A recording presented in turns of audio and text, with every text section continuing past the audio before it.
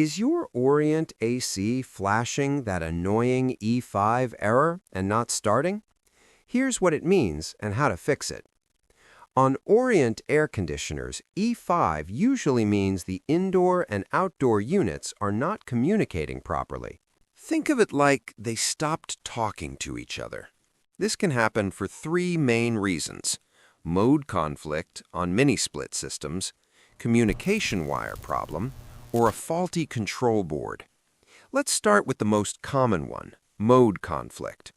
If you have multiple indoor units and one is set to cooling while another is set to heating, the system gets confused and shuts down with E5.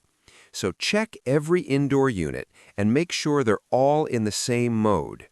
First step is reset the system. Turn off the AC completely from the breaker. Wait about 10 minutes. This forces both units to restart and sync properly.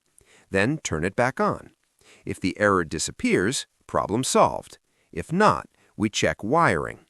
Turn power off again. Open the outdoor unit terminal cover. Look for the terminal labeled S or sometimes 3. That's usually the communication wire of black color. Make sure it's tight, not loose, not burnt, and not damaged.